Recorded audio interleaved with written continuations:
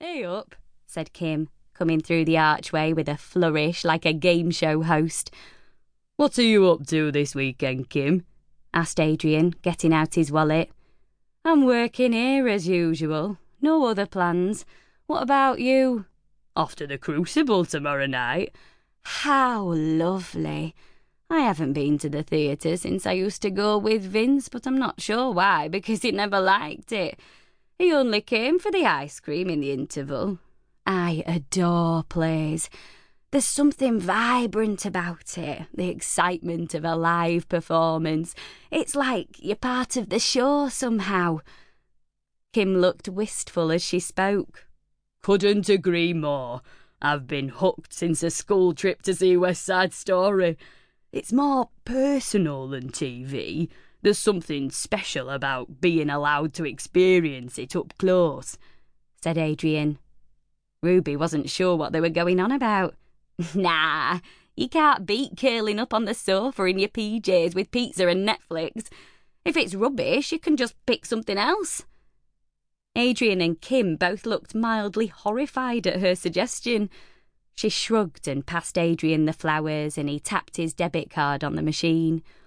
"Thanks," said Adrian. "See you next week." "Enjoy the play," said Kim. The door chimed and Adrian was gone. Kim stood staring at the door.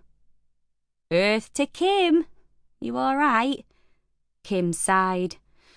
"Yes, it's been 7 years and I still miss Vince. I don't suppose that ever goes away." Ruby had heard many stories about Kim's husband. Their marriage sounded ideal.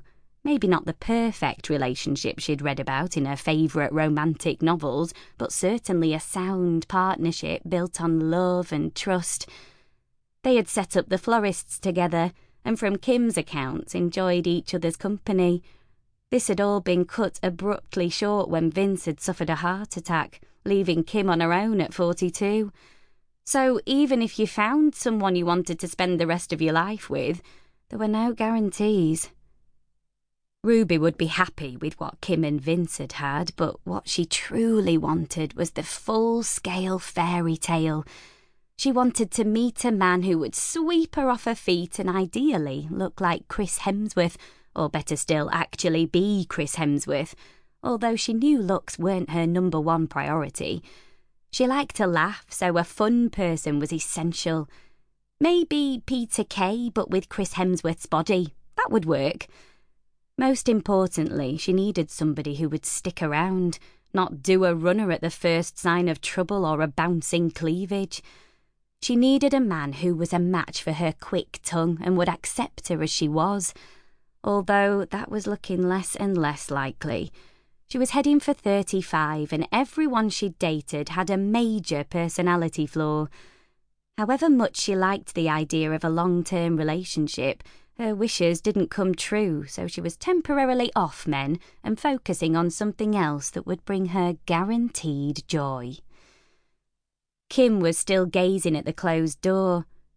Ruby didn't like to see her looking sad, so she tried to jolly her out of it. "You need to get on Tinder or that over 50s app. I could set up a profile for you. You'd find someone for sure." "No, thank you. And anyway, I'm not 50 yet," said Kim, folding her arms across her ample chest. "I've seen the wasters you've been matched with. They're not exactly the pick of the bunch. No offence." "None taken. I mean, look at this lot." Ruby pulled out her phone and brought up the latest dating app she was subscribed to for a couple more days. She scrolled to the first picture, a bald man asleep in a deck chair. "40 my ass, he's 70 if he's a day." She scrolled to the next one. "Picture of his dog. Delete." "Why? He likes dogs, that's a good thing. I was thinking about getting a puppy." "I could see you with a Labrador." "I'm fed up coming home to an empty house. A man with a dog might be nice." Kim pointed at Ruby's phone. "For you, I mean." "But there's no photo of him, which most likely means he's either so ugly he'd curdle milk, or he's worried I'll recognise him on Crime Watch." "He looks all right," said Kim, pointing at the next one who popped up. "At least he's got hair."